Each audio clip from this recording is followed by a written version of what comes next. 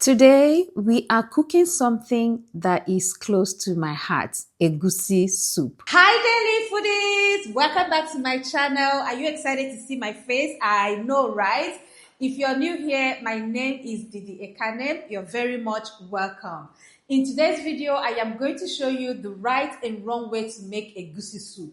This video is not to condemn your cooking method, as I do understand that people have their own ways of making food. However, I would like to show you some mistakes you might be making without knowing. So I need you to be open-minded, give room for growth, learning, and improvements. Without much ado, let me take you through the ingredients we'll be using for our right and wrong egusi soup. Come, guys. So I'm going to start off by steaming my protein to create the stock for both soups. I will divide the protein into two, one for the right way to make egusi soup, the other for the wrong way to make egusi soup, to avoid steaming the proteins separately. For this recipe, I'm using beef. You can use any protein of your choice. Egusi does not select protein. It pairs well with any protein, be it beef, chicken, turkey, goat meat, or fish. So when I steam beef, I don't just throw it into the water. I give it a gentle flavor bath so every bite is juicy and seasoned all the way through. Using onions, blended pepper, and some seasoning.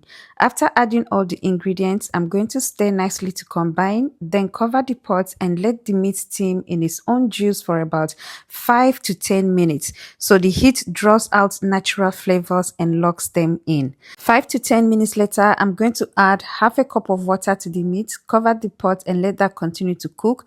A few minutes later, I'm going to come back and add my pomo, which is called cow skin, add stockfish and then a little bit of crayfish.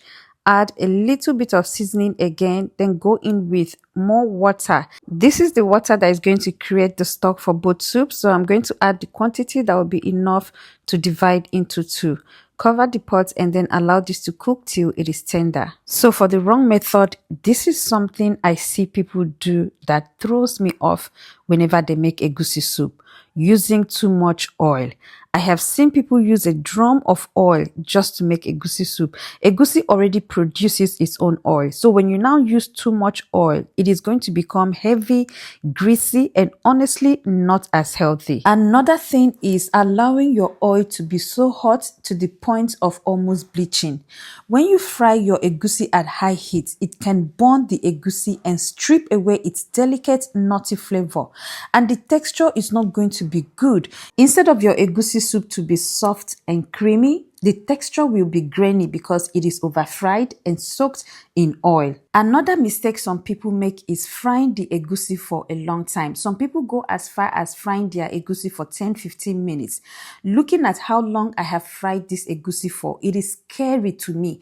I can never eat egusi that is over fried. It is honestly not healthy. Even if you want to fry your egusi soup, instead of frying the egusi itself, why not heat up your oil for about 2 to 3 seconds, add your onions, and then add water immediately to create a stew base for the egusi soup. That way, your egusi soup is going to be healthy and still very delicious. So the other little mistakes that people make when making egusi soup is using too much water. Yes, you don't want your egusi soup to be too thick and dry, but at the same time, you don't also want it to be too loose because you don't want the water dripping down your hands when you're eating egusi soup. Another mistake again that people make is using too much salt to make egusi soup. After using seasoning cubes, they will now still add salt to it. First of all, egusi seed has a high oil content and it is naturally savory. So when making egusi soup, you have to be mindful of your salt additions as the seeds can absorb and retain flavors. In other words, your egusi soup has the tendency of becoming salty if not seasoned properly. So in a nutshell, this is the consistency and texture that you get when you make your egusi soup this way. Now let's talk about the taste of this soup. Looking at this egusi soup, I can categorically tell you that it is not delicious. And guess what? Once this soup stays overnight and you microwave it, the taste will even be worse. Let's not talk about the fact that it is not attractive. Did they not say you first eat with your eyes before you eat with your mouth. Of course, if I walk into a restaurant and the egusi soup looks like this, I will definitely not buy it. And if you run a food business and this is how you make egusi soup for your customers, just know you stand a chance of losing them once they taste the soup. So instead of making your egusi soup this way, why not make it like this? And that brings us to the right way to make egusi soup. For this method, no frying, no heavy oil, just wholesome goodness. In a pot, I'm going to add my beef stock, add stock fish. I'm using hagfish. In Nigeria, we call it kpanla fish. You can use any fish of your choice. Then add some ground crayfish and a little bit of seasoning cube. I'm also going to add blended pepper. I'm using Scotch bonnet pepper. I'm going to give that a nice stir and then add a little amount of palm oil. Nothing too much because I don't want to drown this soup in oil. Then I'm going to cover the pot and allow it come to a gentle boil for about 3 to 5 minutes. 5 minutes later, I am dropping spoonfuls of the mixed egusi paste into the boiling stock. I'm not going to stir immediately. I will let it set for about 3 to 5 minutes so that the egusi can form soft lumps that will melt in the mouth. If you have watched this video up to this point, thank you very much. God bless you. Please do well to subscribe to the channel. Give this video a massive thumbs up. I would also like to read your comments and don't forget to share the video. But most importantly, turn on your post notifications so you'll be notified whenever I upload a video. If you're new here, my name is Didi Ekanem. You're very much welcome. Please take a look at my channel. I have more interesting videos like this for you to watch. Back to the cooking. Now that the egusi has formed soft lumps, I am going to stir it gently and then loosen it up with a little bit of water because I don't want the egusi to be thick and dry. Then I'm going to add a second stage of blended pepper and crayfish. I like to add my crayfish and pepper in stages and go in again with my hagfish. It is called kpanla fish, but you can use any fish of your choice. After that, I am going to go in with my unshelled periwinkles. This unshelled periwinkles is optional. You can choose to use it or leave it out if you don't like it. Then I'm going to stir the soup nicely to combine to make sure that everything is well mixed together. Let me give you 2 key secrets that will make your egusi soup delicious without frying. Number 1, build a good stock. Once your stock is tasty, your egusi soup will definitely be delicious, whether you fry it or not. Number 2, cook your egusi soup on low heat so that your egusi can cook well without burning. Also, the longer your egusi cooks, the tastier it becomes. Some people just put egusi on fire and bring it down. Why are you in a hurry?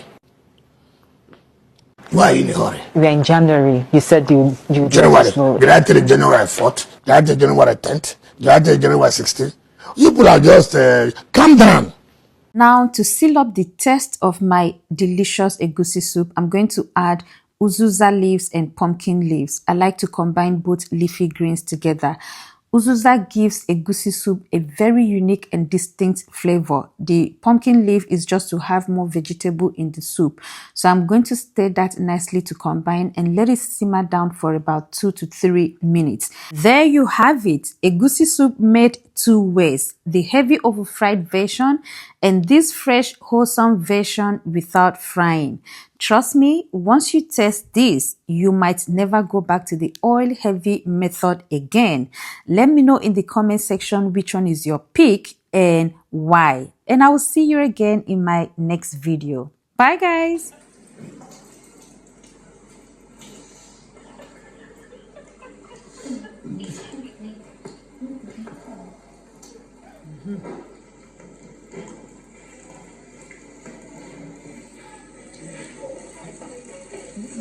Actually clean.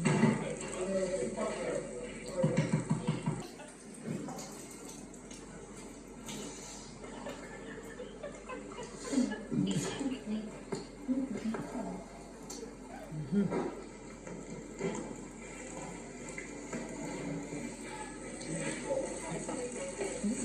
Actually clean.